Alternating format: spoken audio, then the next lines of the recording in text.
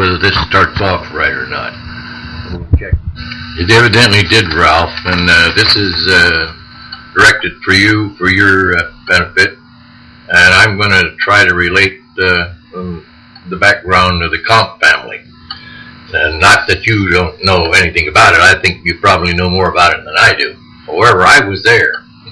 We'll start off with Aunt Ruth. There was, and by the way, this is March the 16th, the year of 2001, which is crazy to me. We'll start off with Aunt Ruth. There was 12 children in the Comp family, and Ruth was the youngest one. Ruth was married to Paul Nowak, who was a barber, and was in, when I knew him and when I had the most close acquaintance with him, they lived in Juniata, Pennsylvania. And then they later moved to Lewistown, Pennsylvania, and that's where they both died. I think they're both buried over there. Well, Aunt Ruth and Uncle Paul, and he was my favorite uncle. He was Dutch as the devil, and sometimes he was nice, and sometimes he wasn't so nice. But I try to remember him for when he was nice. I would get hungry when I was a kid, and we would always go over there when I was a child, and we lived on 3rd Street, and they lived on 7th Street. But I remember what my father told me about him.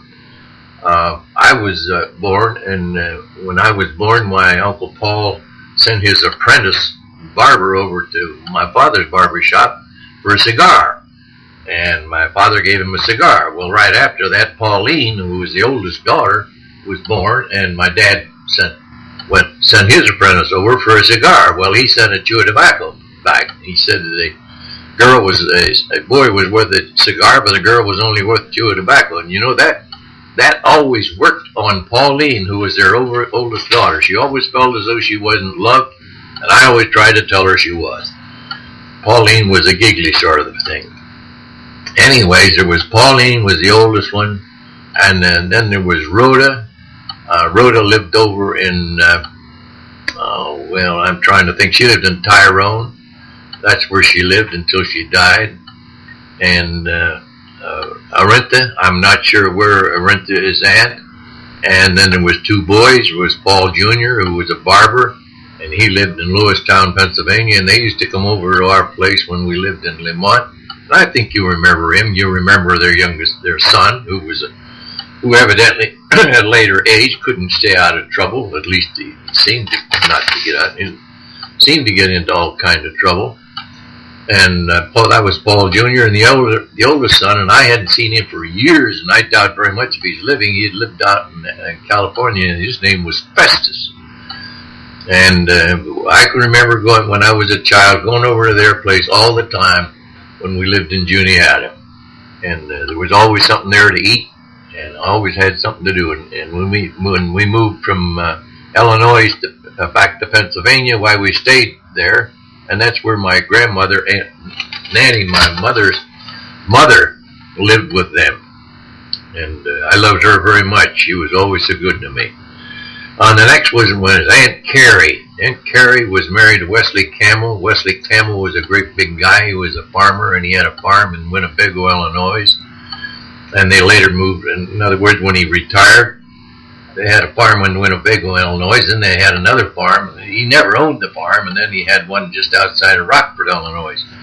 And he died, and after he died, she turned around and married an old boyhood friend of hers, sweetheart from way back when, out of evidently Markleville, Pennsylvania, Markleville or somewhere along there. And Aunt Carrie had 2 sons, Ray and Roy. Ray was always an invalid from birth. He couldn't help himself at all. He had to be fed. He had to be diapered. But he was smart as the devil and a nice person. Roy was a big, sprawling guy. He and I used to wrestle, and I could always get the better of him because he'd start giggling, and when he'd start to giggle, he couldn't do anything.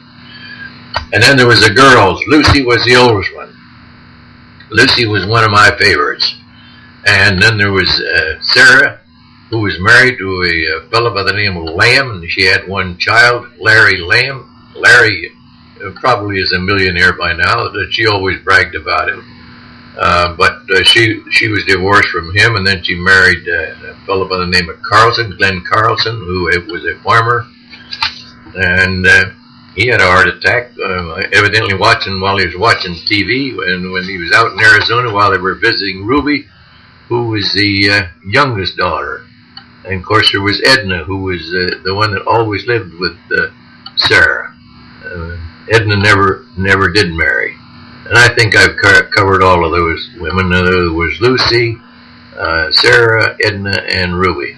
The next was Aunt Anna. Aunt Anna was married to Harry Reed, and she lived in Buda, Illinois. And we used to go down there all the time. I can remember going down there when I was a kid. We'd ride down there in my father's Briscoe automobile, and the darn thing would stop about every so often, and he'd have to pop the hood up. I don't know what he did, but he'd get it started. And we'd go down there, and we'd stay there and visit there at their place, and they had a bunch of boys that would come over to their place. There was Marshall, was the oldest son, and then there was Marshall, and then there was Bill. Bill was a great fisherman, and then the younger son was named Spencer. And I used to ride his bicycle when I'd get down there. I was only about 8 or 9 years old, and Lord, evidently he didn't want me to ride it, so he turned around and hit it. And poor Spencer was shot and killed when he was on a hunting accident by his half-brother out in Colorado. I don't think he was more than about 19 years old, and broke his father's heart.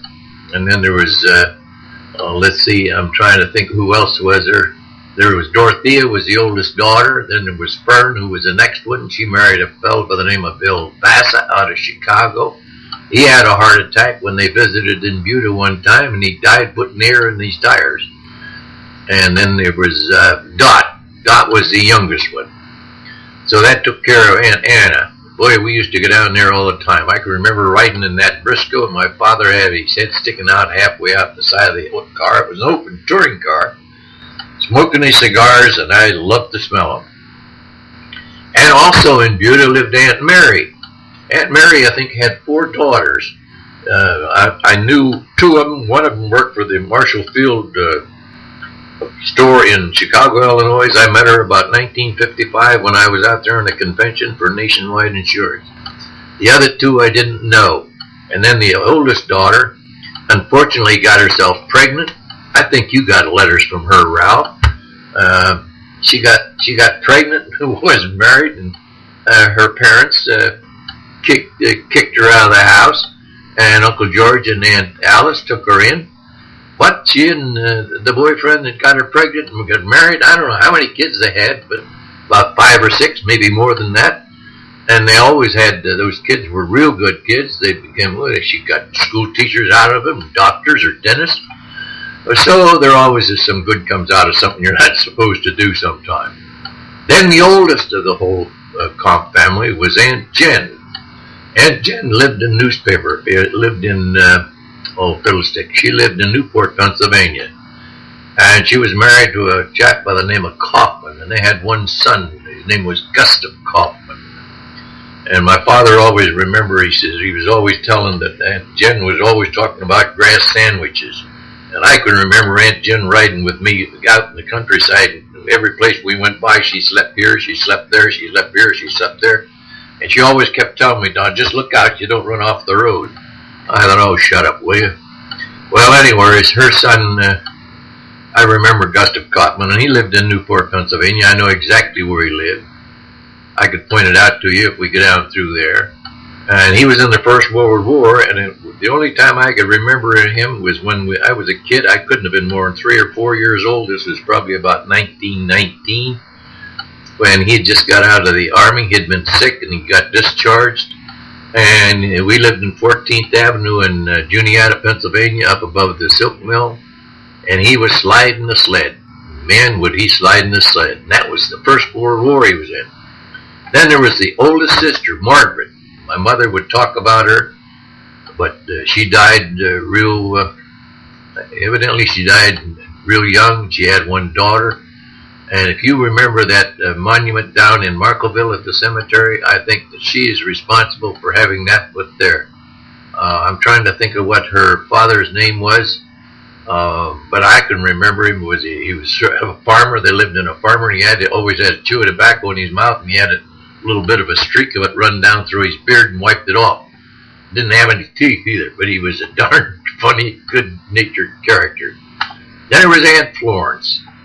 Aunt Florence was an oddball. She was married to a fellow of the name of Cooper, and he had a feed mill, a grist mill of some kind, down around Buda somewhere.